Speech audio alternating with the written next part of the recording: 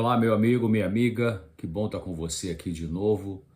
Agradeço pela sua participação, pela sua audiência, pela sua frequência em assistir esses vídeos que são produzidos para levar a você informações sobre saúde mental, saúde às vezes física, social, espiritual, baseada na ciência, mas com uma linguajar simples.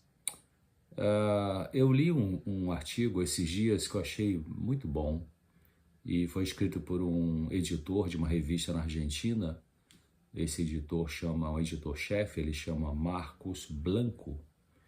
E eu achei interessante algumas ideias que ele colocou e pensei, eu vou citar algumas ideias dele, por isso que eu estou citando a fonte de algumas passagens, né, desse vídeo, e vou colocar, claro, as minhas ideias sobre o assunto e vamos conversar um pouco hoje aqui. O título do artigo que eu li, gostei, é A Grande Pergunta. A Grande Pergunta. O autor cita Leon Tolstói, que foi um escritor russo que passou por uma crise existencial aos 50 anos de idade, que deixou o Tolstói à beira do suicídio. Esse autor russo, Leon Tolstói, ele aproveitou esse momento dramático para escrever uma das suas obras mais marcantes, chamada Uma Confissão, em 1882. Em seu livro, ele detalhou os medos que ele sentia, as dúvidas e esperanças que ele estava vivendo naquele momento, ao mesmo tempo em que expôs os motivos pelos quais mergulhou em uma crise de fé, quase, né, fez com que ele desse um fim à sua vida. O editor Marco Blanco, ele explica no texto dele que durante essa experiência Tolstói refletiu acerca da grande pergunta. E Tolstói então escreveu dizendo assim, eu vou ler aqui o texto: minha pergunta, aquela que aos 50 anos de idade me levou à beira do suicídio, era a mais simples que se abriga na alma de todos os homens, uma pergunta para a qual não se pode viver sem uma resposta. E continuou Tolstói dizendo, o que acontecerá com toda a minha vida? Por que eu desejo viver? Por que desejar ou fazer algo? Isso também pode ser expresso assim. Aí vem a pergunta, né, que é a grande pergunta que Tolstói levantou. Existe algum propósito em minha vida que não seja destruído pela morte inevitável que me aguarda? Isso está no livro, então, A Confissão, na página 21. Eu vou repetir a grande pergunta de Tolstói. Existe algum propósito em minha vida que não seja destruído pela morte inevitável que me aguarda? Eu acho que essa pergunta é muito importante para eu mesmo, para você, para a gente fazer a nós mesmos. Podemos usar a palavra legado no sentido de que é daquilo, né, que você deixa ao morrer e que gostaria que alguém continuasse a fazer. Então, vem algumas perguntas para a nossa reflexão inicial. O que eu estou fazendo com a minha vida? O que você está fazendo? O que quero deixar para a próxima geração? O que você quer deixar? Tem um bom significado o que você vai deixar, o que eu vou deixar? Vai servir para algo útil? Vai cooperar com o alívio do sofrimento de alguém? Vai iluminar alguém, vamos dizer assim? Existe um propósito em minha vida que não seja destruído pela morte inevitável que me aguarda? Então estamos caminhando rumo à morte. Não é raro a gente se surpreender, né, com a notícia da morte de uma pessoa, às vezes jovem, que sai da vida por causa de um acidente, por exemplo. Outras vezes o indivíduo se defronta com uma doença terminal que não era diagnosticada e quando essa doença aparece, ela avança rapidamente e a pessoa morre em poucos meses. Então nós somos um ser indo para morrer. É triste isso, não é? É até ruim pensar nisso, mas é uma realidade. Quando olhamos o cenário mundial, com enchentes, terremotos, guerras, tsunamis, incêndios monstruosos, como acontecendo aí no Chile, excesso de injustiça nos poderes públicos, tribunais corrompidos, corrupção política interminável, injustiça social, violência, queda vertiginosa dos comportamentos éticos e da boa moral, fica explícito que temos um problema grave social de nível mundial. A própria natureza geme. Os animais irracionais sofrem doenças graves.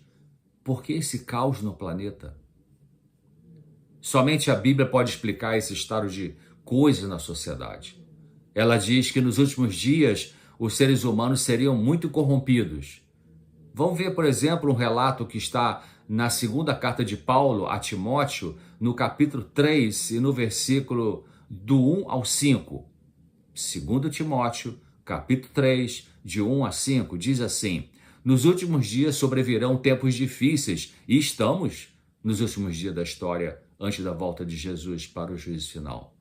Então Paulo diz, nos últimos dias sobrevirão tempos difíceis. Os homens e mulheres, serão egoístas, avarentos, presunçosos, arrogantes, blasfemos, desobedientes aos pais, ingratos, ímpios, sem amor pela família, irreconciliáveis, caluniadores, sem domínio próprio, cruéis, inimigos do bem, traidores, precipitados, soberbos, mais amantes dos prazeres do que amigos de Deus, tendo aparência de piedade, mas negando o seu poder. Esse texto está em 2 Timóteo, capítulo 3, de 1 a 5, na Bíblia, no Novo Testamento. Você percebeu essa parte final do texto de Paulo? Eu vou repetir. Ele diz então que nos últimos tempos, que estamos vivendo agora, os homens e mulheres teriam aparência de piedade, mas negando o seu poder. O que é aparência de piedade? É uma pessoa querer mostrar que é bondosa, piedosa, mas sendo só uma aparência. Ela pode falar de, por exemplo, que está sendo muito usado hoje, né, pelos poderosos desse mundo, ela pode falar de bem comum, ou então dizer que é o plano da nova ordem mundial, possivelmente a partir de 2030, você não vai ter nada, mas vai ser feliz. Essa pessoa que tem aparência e piedade, ela pode ostentar uma posição de poder e bondade, mas no fundo operar com ditadura, com mão de ferro, tirando a liberdade do povo de falar, de escolher e de viver a sua fé religiosa.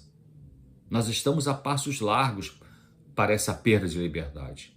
Hoje em dia, uma opinião sincera que possamos emitir, mesmo respeitando a liderança do poder, no poder, está sendo interpretada como fundamentalismo, ou fanatismo, ou extremismo, ou algum tipo de fobia, né? E com isso vem a perseguição, com julgamentos corruptos promovidos por poderes gerais em exercício, sob a direção de sociedades secretas e poder eclesiástico. Diante do tempo de angústia que estamos vivenciando na sociedade mundial e que vai piorar, precisamos buscar fortalecimento espiritual. Precisamos de força de Deus para enfrentar as perseguições que ocorrem contra os que querem seguir a verdade. Fortalecimento espiritual vem na visão cristã, né, judaico-cristã, vem pela oração sincera, espontânea, frequente, pensada e não decorada numa repetição inútil.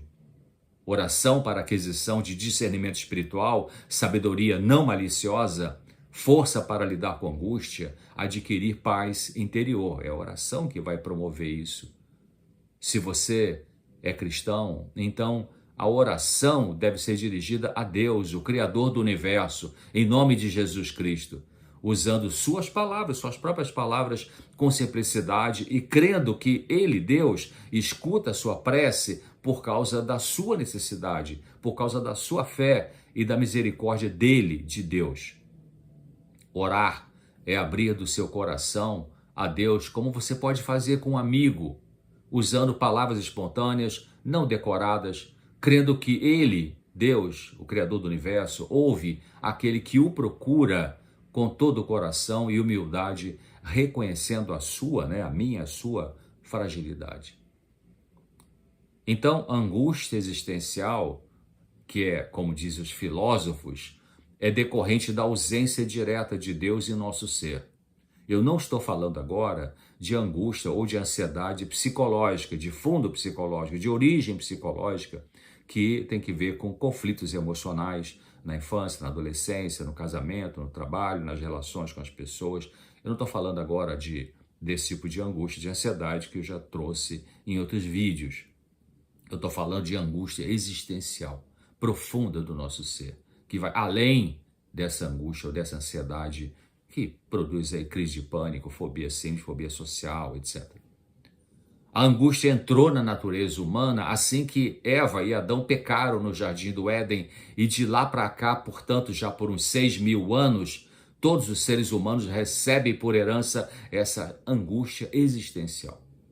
Por isso a solução para ela não está na política, não está na medicação, nem em procedimentos médicos, não está na filosofia, mas em cada um render-se ao Senhor, Deus do universo, de novo eu repito, admitindo a sua impotência de se tornar uma pessoa pura, sem defeito de caráter. A sociedade só pode melhorar se a liderança que governa um povo se entrega ao Deus do universo, para que ele implante no governante os princípios do céu, que são bondade, justiça e misericórdia. Sem isso, o que se pratica é maldade, corrupção, crueldade, perseguição. Além também, claro, né, de um monte de outras injustiças e atitudes cheias de conflitos de interesse pessoais e também de ideologias contrárias aos ensinos bíblicos. Sem Deus é isso que acontece. Quando uma pessoa se rende ao Espírito Santo, então pode fazer o bem porque o seu eu, a sua mente está submetida ao poder espiritual de Deus. Sem Deus você é dominado, eu sou dominado sem Deus pelo maligno. Voltando à pergunta do escritor Tolstói, escritor russo, a pergunta é: existe algum propósito em minha vida que não seja destruído pela morte inevitável que me aguarda? Esta pergunta tem que ver com a nossa maneira de viver. Será que a sua maneira de viver é de tal qualidade e utilidade que ao você morrer, o seu legado, ou seja, o que você fez, será uma inspiração para outros fazerem parecido e até melhor? É importante pensarmos por um momento que é provável que a ideia que temos sobre o estado dos mortos esteja relacionada com o que somos agora. Qual é a sua crença sobre o que acontece quando uma pessoa morre? Você acredita que ela tem uma alma, que a pessoa tem uma alma, o espírito que se desprende do corpo e que vai para o céu, purgatório, limbo, inferno? Ou você acredita que existe uma alma, o espírito, que existe independente, independente do corpo, e que na morte ela pode, ela, a alma, ele, o espírito, pode reencarnar em outro ser humano? O que a Bíblia fala sobre isso? Na carta de Paulo, não vamos fazer um estudo sobre isso agora, só estou colocando de passagem algumas ideias, mas na carta de Paulo aos Hebreus, do apóstolo Paulo aos Hebreus, no Novo Testamento, na Bíblia, no capítulo 9 e versículo 27, está escrito assim: E assim como aos homens está ordenado morrer uma só vez, vindo depois disso o juízo. É interessante, né? Repito, Hebreus, a carta de Paulo aos Hebreus, capítulo 9, versículo 27. Então nós nascemos, vivemos, morremos, somos enterrados, ficamos como num sono na sepultura, e ao Jesus voltar em breve para o juízo final, ele vai ressuscitar os mortos para esse julgamento. Paulo fala também, o apóstolo Paulo, em sua primeira carta aos Tessalonicenses, no capítulo 4 e versículos 13 ao 17, Tessalonicenses, 1 Tessalonicenses, capítulo 4, versículos 13 ao 17, ele diz assim: Eu não quero, porém, irmãos, que sejais ignorantes acerca dos que já dormem. A Bíblia usa a palavra dormir para a morte. Para que não vos entristeçais como os demais que não têm esperança. Ele está falando aqui dos que morreram, né? Que para a Bíblia, como eu disse, é um sono. E continua Paulo dizendo assim, porque se cremos que Jesus morreu e ressuscitou, assim também aos que em Jesus dormem, repete de novo, em Jesus morrem, né? Deus os tornará a trazer com ele. Dizemos isso a vocês, continua Paulo, pois isso pela palavra do Senhor, que nós os que ficarmos vivos para a vinda do Senhor, não precederemos os que dormem, porque o mesmo Senhor descerá do céu com alarido e com voz de arcanjo e com a trombeta de Deus, e os que morreram em Cristo, os que morreram em Cristo ressuscitarão primeiro. Depois nós, os que ficarmos vivos, seremos arrebatados juntamente com eles nas nuvens a encontrar o Senhor nos ares, e assim estaremos sempre com o Senhor. Isso está em 1 Tessalonicenses, capítulo 4, versículos do 13 ao 17. Então você veja que a Bíblia fala da morte como um sono. Tem muitas passagens, o estudo não é sobre esse assunto. A Bíblia tem muitas passagens que mostram fala da morte como um sono. Não existe nenhum lugar no texto bíblico com citações tipo, fulano de tal morreu e seu espírito foi para o céu. Ou então, fulano de tal morreu e a sua alma está vagando por aí no espaço. A Bíblia não fala que o ser humano tem um espírito ou uma alma que existe fora do corpo, independente desse corpo. A ideia de que as pessoas que faleceram estão no céu, no inferno ou algum outro lugar, não é ensino da Bíblia.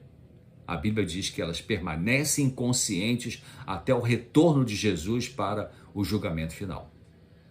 Eu não vou fazer agora, né, como já repeti, um estudo sobre esse assunto, porque o tópico não é esse. Nós vamos seguir pensando sobre o que estamos fazendo com a nossa vida para que ela tenha significado, que ao pensarmos em nossa morte, tenhamos a serenidade de aceitá-la também e fazer o melhor agora para deixarmos um legado, um exemplo digno de ser seguido pelos outros. Para compreendermos o conceito verdadeiro de morte, o ponto de partida para os cristãos é o registro bíblico da criação da vida, uma vez que consideramos a morte uma condição inversa à vida. Interessante pensar que a vida é tanto um fenômeno como uma pessoa. A vida é a energia, né, que nos mantém vivos, que a Bíblia às vezes chama de espírito, né? E a vida com V maiúsculo é uma pessoa. E Jesus Cristo, ele disse que ele é a vida. Lembra? Está lá em Evangelho de João, capítulo 14, versículo 6, onde ele falou, eu sou o caminho, a verdade e a vida. João 14, versículo 6. Então, ao consultarmos o primeiro livro da Bíblia, chamado Gênesis, encontramos ali a fórmula do ser humano. Essa fórmula está em Gênesis capítulo 2, versículo 7, que diz assim, e formou o Senhor Deus, o homem, do pó da terra, e soprou em suas narinas o fôlego da vida, e o homem foi feito alma vivente. Gênesis 2, versículo 7, primeiro livro da Bíblia. A fórmula do ser humano é, portanto, pó da terra mais fôlego de vida igual a alma vivente. A Bíblia não diz que Deus pegou um corpo e colocou nele uma alma e quando a pessoa morre, a alma sai do corpo para algum lugar. A Bíblia diz que Deus fez uma pessoa humana composta de corpo e colocou nesse corpo o fôlego de vida, que é a energia que mantém o corpo funcionando. E assim a pessoa se tornou uma alma vivente. Essa expressão alma vivente é a mesma coisa que criatura, o ser, uma pessoa. Para a Bíblia, quando a pessoa morre, o corpo vai para a sepultura, ou é cremado, ou lançado no mar, ou carbonizado no incêndio, e aquilo que mantinha esse corpo vivo, que é a vida, fica com Deus, que é a fonte da vida. Quando no livro de Gênesis lemos que Deus juntou o pó da terra, fez um corpo humano e soprou nesse corpo o fôlego da vida, e aquele corpo passou a viver, se tornando uma alma vivente, essa expressão, eu repito, alma vivente, é o mesmo que criatura, ser, pessoa. É como se fosse assim, imagina na cidade que você mora, tem uma central elétrica, que tem a energia. Aí pelos fios da cidade, né, dos postes, chega à tua casa a energia, Você tem ali seu disjuntor e tudo isso, então aí você acende a luz, a lâmpada, então se a energia está vindo da fonte, da central, então a sua lâmpada acende, sua geladeira funciona, etc. Mas vamos supor que acabe a luz, né? Por alguma razão é cortada a energia de chegar na sua casa, então a geladeira para de funcionar, a televisão não liga, a lâmpada não liga. Isso significa a morte, né? A lâmpada morreu, porque para a lâmpada estar acesa, viva, tem que ter uma energia chegando nela para ligar os filamentos. Então a central energética é Deus, Deus é a central da vida. E ele manda essa energia para o corpo e o corpo está vivo, a lâmpada está acesa. Mas quando a energia não mais vai da central elétrica para aquela ponta, né, que pode ser a geladeira, ou micro-ondas, ou a lâmpada, então essa lâmpada morre. Então é assim, a Bíblia fala sobre quando a pessoa morre, né, o corpo ele deixa de ter essa energia que é chamada de vida. Então, o texto bíblico registra também, revela que havia um plano original para a nossa existência. Nesse projeto original está incluída a possibilidade de termos uma existência eterna, mas isso não significa ter uma alma imortal. Significa que Deus pode ressuscitar a pessoa morta e reconstruir seu corpo e colocar nele novamente a vida. Para o Senhor Criador, o ser humano não é um acidente. Não estamos destinados a nascer, sofrer e depois desaparecer para sempre. Existe a possibilidade de adquirirmos a vida eterna. Jesus até disse, né? Lembra que ele falou assim: aquele que crê em mim, ainda que morra, viverá. E ele disse isso, ele disse que isso é possível porque ele é a ressurreição e a vida. Para ter a vida eterna é simples. Creia no Senhor Jesus como seu Salvador pessoal, entregue sua vida a Ele cada dia, cada momento e obedeça ao que Ele ensinou nas Escrituras pela força que Ele está disposto a dar para essa obediência. A salvação, a entrar na vida eterna, é pela fé, mas ela conduz você, a fé conduz você para a obediência, por causa da gratidão ao receber o que o Salvador fez por você ao morrer na cruz, em seu lugar, em meu lugar. Outro ponto importante, como comentei, é que o nosso corpo físico foi concebido como um componente inseparável de nossa existência. De acordo com as Escrituras, cada ser humano é uma unidade indivisível. De acordo, né, quando a Bíblia fala de corpo, alma, espírito, isso funciona com uma estreita cooperação, revelando uma relação de uma intensa interdependência entre as características ou faculdades espirituais, mentais e físicas de uma pessoa. Todos os seres humanos possuem uma dimensão física, uma mental, uma social e uma espiritual. A dimensão física, o que é a parte física do ser humano? São os órgãos, os músculos, né? As artérias, as veias, os ossos. A parte mental tem que ver com os pensamentos, com os sentimentos, com as escolhas, as decisões. A área social tem que ver com os relacionamentos e a dimensão espiritual do ser humano tem que ver com a adoração, com a oração, com a busca de crescimento espiritual. Veja, por exemplo, essa fala de Maria, né, mãe de Jesus, conforme a gente lê lá no livro de Lucas, no Evangelho de Lucas, que era um médico, no capítulo 1 e versículos 46 e 47. Inclusive, Lucas era um médico e não era judeu. Ele pesquisou muito a história de Jesus e escreveu o Evangelho de Lucas, que leva o nome dele, é inspirado por Deus, e escreveu o livro de Atos também. Então, em Lucas capítulo 1, versículos 46 e 47, tem uma fala de Maria, mãe de Jesus, e lá está escrito assim: disse então Maria: a minha alma engrandece ao Senhor, e meu espírito se alegra em Deus, meu Salvador. Lucas 1, 46 e 47. Quando ela fala a minha alma, né, a minha alma engrandece ao Senhor, significa a minha mente, o meu ser, o meu pensamento, o meu raciocínio. Então, ao conceber o ser humano como um todo indivisível, compreendemos que a morte não separa o corpo da alma. Em vez disso, a morte representa o fim definitivo de toda a vida. Nenhuma função sobrevive, nenhuma função vital sobrevive após a morte. É isso que a Bíblia ensina. O sábio Salomão, e que ao viver a vida, né, ele disse que ao viver a nossa vida devemos nos lembrar do Criador e seguir a sua palavra. E no livro que ele escreveu, Eclesiastes, não é eclesiástico, é Eclesiastes, capítulo 12 e versículo 7, ele diz que devemos fazer isso antes, né? Fazer isso é pensar no Deus Criador, o que ele quer para a nossa vida, e fazer isso antes que o pó volte à terra, quer dizer, que o corpo volte à terra, como era, e que o espírito, a energia, volte para Deus, que deu essa energia para esse corpo funcionar e, portanto, viver. Isso está em Eclesiastes, capítulo 12, versículo 7. Então, espírito aqui significa, como eu já falei, aquele fôlego de vida lá de Gênesis, da forma do ser humano, né? Ou seja, a energia que vem de Deus para manter o nosso corpo com vida.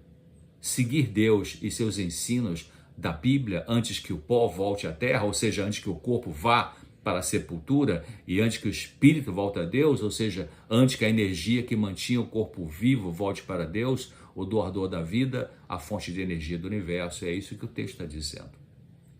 É importante cuidarmos da saúde de nosso corpo o melhor que pudermos. Homem e mulher cuidando de sua saúde, cada um com um tipo de corpo no sentido de uma anatomia específica, masculina e feminina, uma fisiologia em certos órgãos que é diferente. Então, cuidar da nossa saúde. O registro bíblico claramente demonstra que a nossa anatomia está adaptada para esse projeto original de Deus. Em Gênesis 1 e versículo 27 diz que Deus criou, né, o homem e a mulher.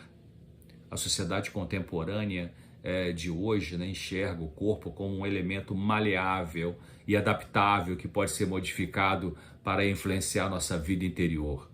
Se você percebe, o mundo diz, né, se você percebe que está envelhecendo, a tecnologia diz que não tem nenhum problema não, né? Então você tem produtos cosméticos, tem cirurgias plásticas que podem corrigir.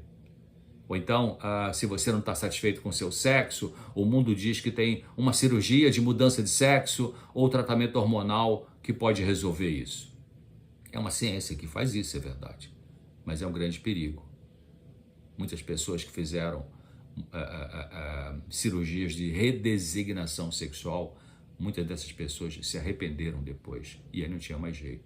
Então, assim como algumas intervenções cirúrgicas não conseguem deter o processo de envelhecimento ou nos tornar imortais, mutilar o corpo também não vai alterar o projeto original da nossa sexualidade, algo que está inscrito no nosso DNA.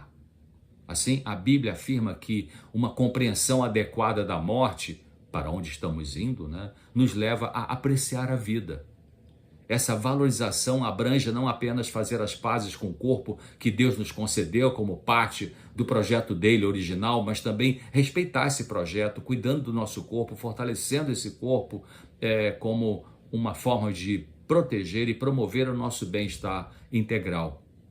Viva mais perto da natureza, coma alimentos mais simples, numa dieta mais próxima da vegetariana possível, tome bastante água pura ao longo do dia, não na hora da refeição, pratique atividades físicas aeróbicas, mais perto da natureza possível, vai ser melhor, tome luz do sol, durma num ambiente escuro, silencioso e com ar renovado ao longo do dia, elimine o tabaco, não use bebidas com cafeína, evite bebidas alcoólicas. Esses são alguns procedimentos simples que vão proteger a sua saúde. Devemos, devido a vivermos num mundo marcado pelo pecado, enfrentamos sofrimento em nosso corpo, alma, espírito, ou seja, no corpo físico, na mente, na espiritualidade. No entanto, em breve, Deus eliminará a morte. O apóstolo Paulo falou disso ao dizer assim: ora, o último inimigo que há de ser aniquilado é a morte. Isso está no Novo Testamento, na carta de Paulo, na primeira carta de Paulo aos Coríntios, capítulo 15, versículo 26. 1 Coríntios 15, 26. Eu vou repetir. Ora, o último inimigo que há de ser aniquilado é a morte. Na segunda vinda de Cristo para o juízo final, que deverá acontecer em breve, todos aqueles que vivem em conformidade com essa esperança e em comunhão com Jesus, seguindo os princípios da Bíblia através da força da graça de Jesus, terão o corpo transformado, restaurado à perfeição do projeto original. Então, nossa existência eterna não será mais prejudicada pela dor, pela doença e pela morte. Enquanto aguardamos esse momento fantástico, podemos desfrutar da vida, da realização e de bem-estar abundante, respeitando o projeto original e cuidando dele. E com consciência de que estamos fazendo coisas úteis que servirão de exemplo para outras pessoas ao morrermos. Então, para terminar, a grande pergunta que Tolstói fez, e a pergunta foi: existe algum propósito em minha vida que não seja destruído pela morte inevitável que me aguarda? Essa pergunta poderá ser respondida com um sim, porque agora, exatamente agora, eu e você estamos fazendo coisas que não serão destruídas porque são da vontade de Deus e servirão de bom exemplo e deixarão alívio, ou deixam já alívio, na vida de muitas pessoas. Siga nesse caminho. Se não está, comece a entrar nesse caminho. Vai ser muito bom para você, para as pessoas ao redor e para aquilo que você vai deixar se por acaso morrer antes da volta de Jesus. Grande abraço, até o próximo vídeo.